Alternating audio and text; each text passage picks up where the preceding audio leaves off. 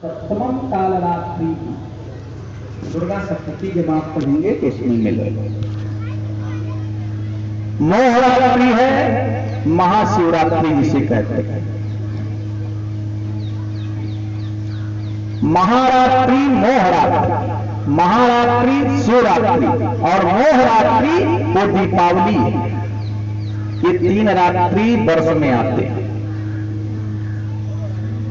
भगवान शंकर ने कहा कि मैं अजन्मा हूं, मेरी जन्म मृत्यु नहीं होती। पार्वती जी ने कहा महाराज तो जब इतना प्रेम है, इतना स्नेह है हमसे, तो आप मुझे अमर क्यों नहीं कर देते? भगवान शंकर ने कहा मैं बहुबार तुझे अमर करना चाहा, लेकिन तू अमर होना नहीं चाहिए। पार्वती जी ने बड़ा सुंदर प्रश्न किया भगवान भोलेनाथ से, कहा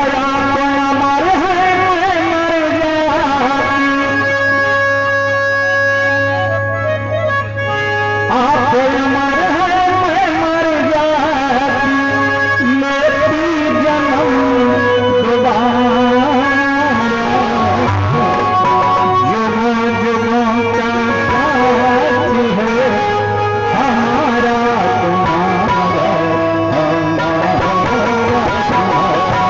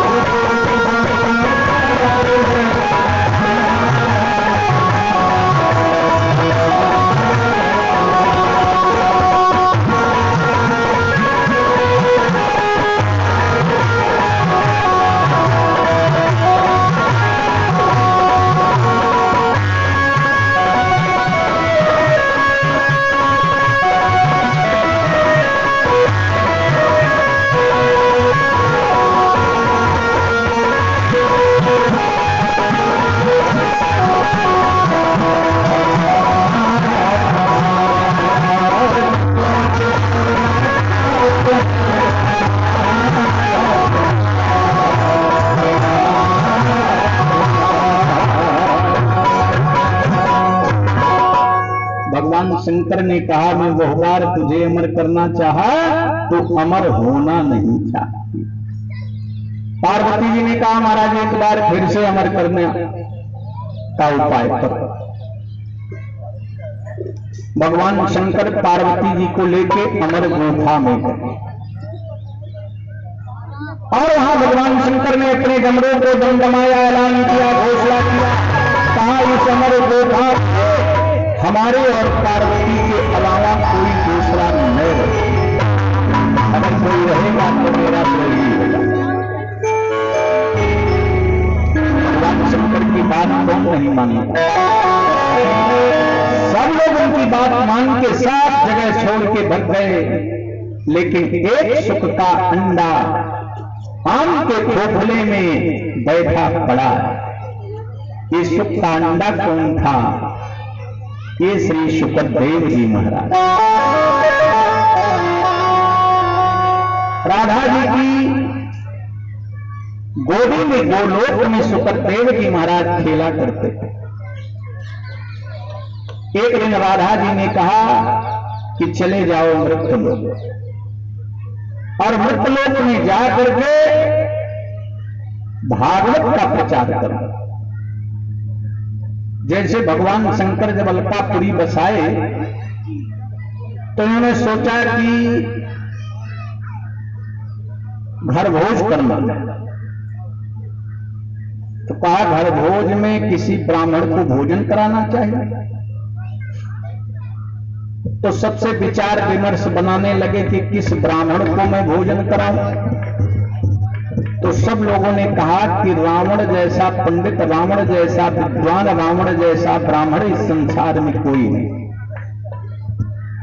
तो हे भोलेनाथ, रावण का निमंत्रण मांगो।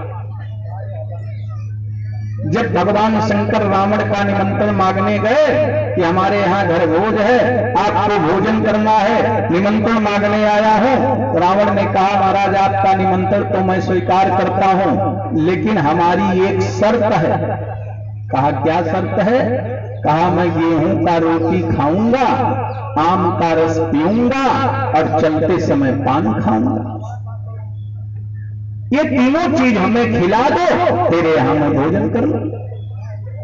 तब मृत्यलोक में न आम था, न गेहूं था, न पान था। भगवान शंकर कहे ये तो मैं कैसे खिला पाऊंगा?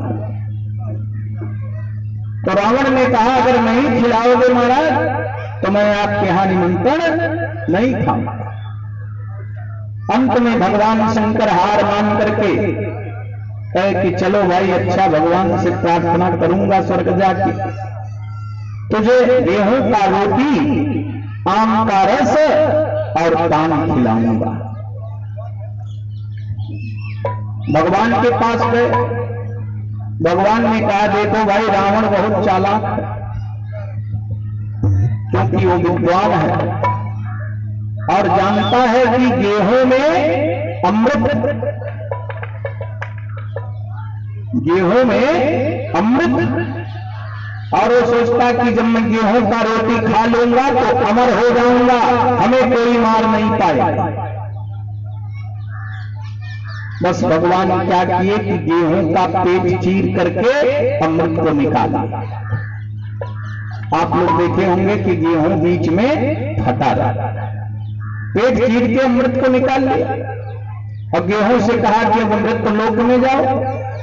गेहूं हाथ जोड़ के खड़ा हो गया, कहा महाराज जब हमारे में अमृत था तो स्वर्ग में कोई हमें पूछता नहीं था, और जब मेरे में से आपने अमृत निकाल लिया तो मृत लोक में हमें कौन पूछेगा। भगवान कहे कि चलो मृत लोक में सबसे पहले मैं ही तुझे खाऊंगा। तो आप लोग कोई भी कथा श्रवण करते हैं, सत्यनारायण की कथा या भागवत की कथा, कुछ भी सुनते हैं तो उसमें मोहन भोग बनता है। मोहन भोग किस चीज का बनाते? गेहूं के आटे। गोधो मत्स्य च चूरकम। सत्यनारायण की कथा जब आप सुनते हैं तो इसमें प्रमाण है। स्कंद पुराण की कथा, गोधो मत्स्य च चूरकम। प्यारे सज्जनों, भगवान ने कहा कि पहले मैं ही खाऊंगा। आम से कहा गया तुम चले जाओ। आम ने कहा कि महाराज स्वर्ग में हमको कोई पूछता नहीं, तो मृतलोक में कौन पूछेगा? भगवान ने कहा कि मृतलोक में तुझे अमृत का पद मिलेगा। आम को कौन सा पद मिला मृतलोक में? अमृत का। अभी किसी पुरुष से या नारी से कहा जाए कि आप अपने हाथ पर थूक लीजिए और चाटिए, क्यों थूक के चाटी? कोई नहीं चाटे। लेकिन जब पकनारी खा ली तो कैसे खा ली? पकनारी खाई है तो वह किसोलिया 8 दाएं मुंह हम दरी हैं, हाथों को गिर ली हम करके। और मान लिया बहुत पकी पकनारी है, दबा के हाथ से खाए, कुछ रस अगर उंगली के बीच में निकल गया तो उसको वो जीवा से चाटा, क्योंकि अमृत का पद मिला। पान से कहा गया तुम चले जाओ। पान ने कहा मैं नहीं जाऊंगा, हमें मृतलोक में कौन पूछेगा? भगवान ने कहा कि कोई भी पूजा बिना पान के पत्ता का नहीं होगा, सबसे पहले मैं ही खाऊंगा। आप लोग भी पान की दुकान पर जाते होंगे, पनेड़ी जब पान देता है तो सबसे पहले आप थोड़ा सा तोड़ करके भगवान के नाम से गिरा देते हैं, तब मुख में डालते हैं। उसी तरह से मृतलोक में राधा जी ने श्री सुखदेव जी महाराज को भेजा कि तुम मृतलोक में जाओ और वहां जाके भागवत का प्रचार करो। आज वही अंडे के रूप में आम के खोखले में बैठा है। पूर्वाभिमुख होकर के भगवान शंकर भगवान की कथा करना आरंभ किए और पार्वती जी उत्तराभिमुख होकर के कथा सुनने बैठी। लेकिन जैसे ही कथा का आरंभ हुआ कि पार्वती जी सो गए, क्योंकि भगवान की कथा जहां होती है वहां निद्रा आ जाती है। भगवान राम ने जब कुंभकर्ण को मार दिया तो मारने के बाद कुंभकर्ण की पत्नी का नाम था निद्रा देवी। निद्रा देवी रोती हुई भगवान राम के पास गई और राम जी से कही कि प्रभु एक बात बता दो। कहा वो क्या? कहा इस संसार में मोक्ष किसका होता है? भगवान राम ने कहा जो हमारी कथा सुनता है उसी का मोक्ष होता है। निद्रा देवी ने कहा महाराज बढ़िया मंत्र पा गई, अब मैं किसी का मोक्ष नहीं होने दूंगी। कहा वो कैसे? कहा जहां आपकी कथा होगी वहां जितने श्रोता आएंगे सबके सिर पर जाके मैं बैठ जाऊंगी, सब सो जाएंगे, आपकी कोई कथा सुनेगा नहीं, न किसी का मोक्ष हो। नाच नौटंकी हो तो उसमें किसी को नींद नहीं आता, सब मुंह बाय बाय देगी। लेकिन जहां भी भगवान की कथा होती है वहां निद्रा देवी सिर पे आके सवार हो जाती है कि सो जाओ, सो जाओ, तुझे भगवान की कथा सुनने की कोई जरूरत नहीं। लेकिन वक्ता लोग भी बड़े चालाक, क्योंकि राम जी ने कहा था कि जहां हमारी कथा होगी जब सब लोग सोने लगेंगे तो वहां राम नाम का संकीर्तन होता रहेगा, मैं किसी को सोने नहीं दूंगा। आज पार्वती जी सो गई और भगवान शंकर नेत्र बंद करके भगवान की कथा कर रहे। वही सुख का अंडा कथा सुनते सुनते अंडा से बेअंडा बन गया, बच्चा बन के तैयार हो गया, हुतारी पारने लगा। भगवान शंकर समझ रहे हैं कि पार्वती जी हुतारी पार रही, लेकिन वो सुख का बच्चा हुतारी पार। क्योंकि जो वक्ता होता है वो किसी को नहीं देखता, कौन आया कौन गया, वो तो अपनी नेत्र बंद करके भगवान की कथा करता है, वो तो भगवान में मगन होगा। बाबा ने लिखा कि मन मगन भवा तो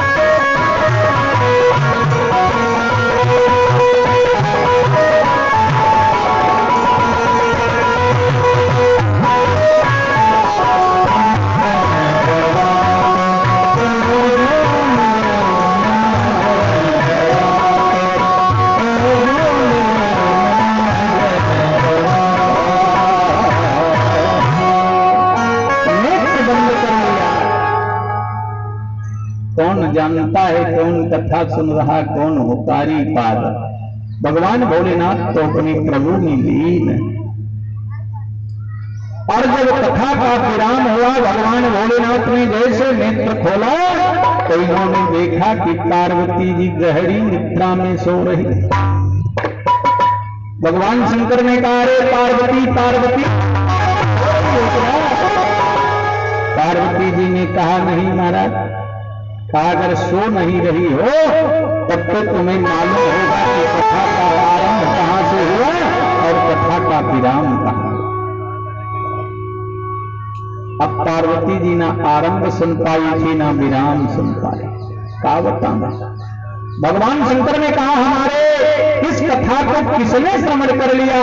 अपने त्रिशूल को आदेश कर दिए, जाओ पता करो किसने हमारा कथा श्रवण किया और मेरा द्रोही है। हमने डमरू बजा करके किया था, घोषणा किया था कि हमारे और पार्वती के अलावा इस कथा में कोई दूसरा नहीं। भगवान का त्रिशूल जब पता करने निकला, उसी आम के खोखले से ये सुख का बच्चा फुर्र दौड़ा। आगे आगे सुख का बच्चा जा रहा है और पीछे पीछे भगवान का त्रिशूल जा रहा है। व्यास जी की पत्नी आंचल पसार के आंगन में बैठ करके पुत्र के लिए याचना कर रही। सुख ने सोचा कि यही वो मां है जो हमारी रक्षा कर सकती है। त्रायमाम शरणागतम, त्रायमाम शरणागतम, त्रायमाम शरणागतम। अरे मैया मुझे बचा ले, बचा ले, बचा ले, बचा ले। पुत्र भले ही कुपुत्र हो जाए, लेकिन माता कभी कुमाता नहीं होती। तमाम बच्चे ऐसे भी हैं जो अपनी मां को गाली दे देते। तमाम बच्चे ऐसे हैं जो अपनी मां को मार देते, लेकिन मां अपने पति तक से नहीं कहती है कि मेरा बेटा मुझे गाली दिया। माता कभी कुमाता नहीं होती। मैया मुझे बचा लो। वो देखो भगवान का त्रिशूल मेरे पीछे आ। मां के आंचल में गिरा और मां ने जैसे भगवान के त्रिशूल को देखा कि तुरंत उठा के उस सुख के बच्चे को अपने मुख में डाला, पेट में चला गया। त्रिशूल भागा भागा गया भगवान भोलेनाथ के पास। अरे महाराज, आपका द्रोही व्यास जी के घर में जाके छुप गया। भगवान शंकर स्वयं दौड़ पड़े। हे व्यास जी महाराज, आपके घर में हमारा एक द्रोही छुपा हुआ है। व्यास जी ने कहा, भोलेनाथ घर तो आपका, जाके खोजो, लेकिन इतना तो आपको बताना पड़ेगा कि आखिर उसने कौन सा अन्याय किया, अपराध किया। भगवान शंकर जब सारी बातें बताए तो व्यास जी ने कहा, भोलेनाथ आप बहुत बड़ी गलती करने जा रहे। अरे जिस अमर कथा को सुन करके आपकी पार्वती जी अमर हो जाती, वही कथा तो सुख का बच्चा श्रवण किया है, क्या वो नहीं अमर हुआ। भगवान शंकर लज्जित होकर के वापस चले आए। हम आप अपने मां के गर्भ में 9 मास तक रहते हैं, लेकिन ये सुख का बच्चा व्यास जी के पत्नी के गर्भ में 12 वर्षों तक रह गया और 12 वर्ष में ही योग पूर्ण होता है। आपके घर का कोई योगी बनता है ना, तो 12 वर्ष के बाद जब अपने घर भिक्षाटन करने आता है, परिवार के लोग पहचान ना पावे, भिक्षा दे दे तो उसका योग पूर्ण हो जाता है।